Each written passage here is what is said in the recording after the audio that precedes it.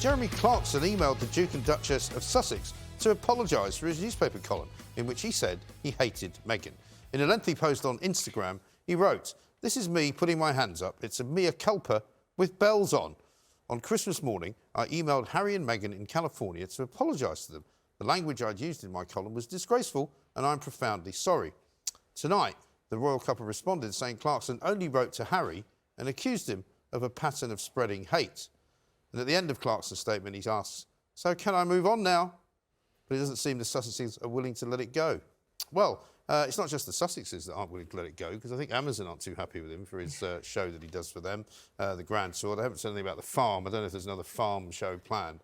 But, I mean, it was such a colossal mistake by Clarkson that saying sorry doesn't really seem to have any point to it. You know, I mean, we have this culture now where you do something really horrendous, and as long as you say sorry, that's supposed to be all right. But it's better than not saying sorry. But it's not actually. I don't think it is. I mean, I think if you make such a terrible blunder and you say something so awful, you can retract it and say that, you know, I probably shouldn't have said it. But writing to the people that you've offended seems to me to be a pointless activity. I disagree. I think it seems ridiculous. I think he's done exactly the right thing. He hasn't, though, because it's made it worse. No, but it hasn't. Well, he's tried to do the right thing. He's apologised. That's normally what you do when you make a complete horlicks of something. What's interesting, though, Harry and Meghan, who they want the rest of the royal family to apologise to them, when someone else has apologised to Harry and Meghan, they haven't accepted it. Which worries me about other potential apologies. Well, they would never accept it. That's a different topic. No, but they would never accept it, and that's why he's never made it. Because, you know, he can apologise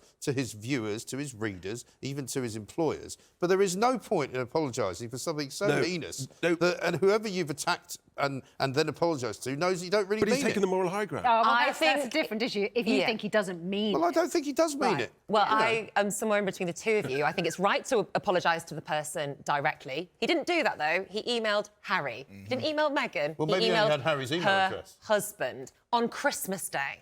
On Christmas morning. Granted, California, it's a little bit ahead or behind, whatever. But still, they would have got it on Christmas Day, which adds insult to injury. But he can't win, because if he'd emailed Meghan, right, you would have said, that's misogynistic, bullying behaviour. He's apologised. He's now trying to apologise to the woman he upset. Mike, that's a reach, even for you. You would have said that. I wouldn't. It's the spirit of goodwill. He's apologised in the spirit of goodwill, the season of goodwill. Richard, look, no. If this guy... I agree with Mike, again. If he was truly sorry... What's going on? Sensible.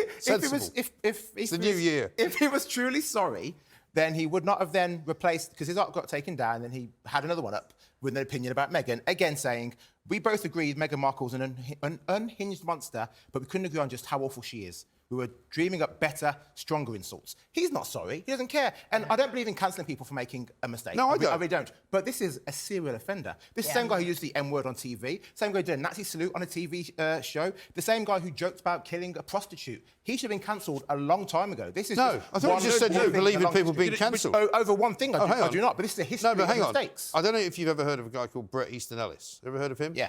He's an author, right? He was interviewed because he's doing a load of... he's got a new novel out, right? And it was brilliant. He was interviewed on the BBC Radio 4 Today programme. The BBC couldn't understand his point of view.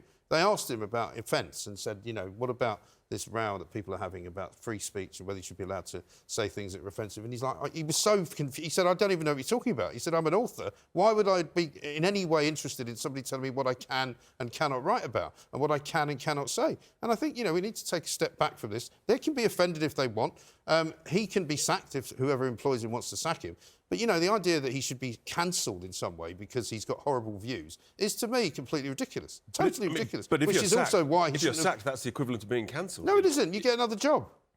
Well, you may not get another job. I think he'll be all right. I hope he doesn't get another job. Well, I mean, you can hope that, but that's not the words of a man who believes in free speech. You don't believe in it. Yeah, but JJ was saying you shouldn't be cancelled for one misdemeanour, for putting your foot in it once. But he's saying if it's he's a done career... You either believe in somebody's right to say whatever they want, or you don't. You clearly don't. So you're not in favour of free speech. Simple. Freedom of speech, not freedom of consequences. Well, we are going to... No, the consequences will come, but you still should be able to do it.